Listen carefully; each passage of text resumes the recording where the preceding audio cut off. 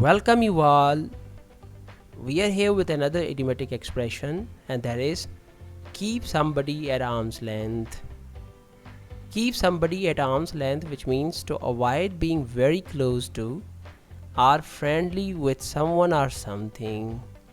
इसको हम उर्दू में किसी शख्स या किसी चीज़ से फासला रखना, किसी से थोड़ी सी दूरी बनाए रखना कह सकते हैं. How we are going to use it in sentences like I always had the feelings that she was keeping me at arm's length.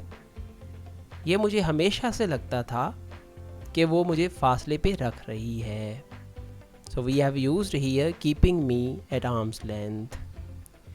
Here is another sentence. He's a dangerous agitator.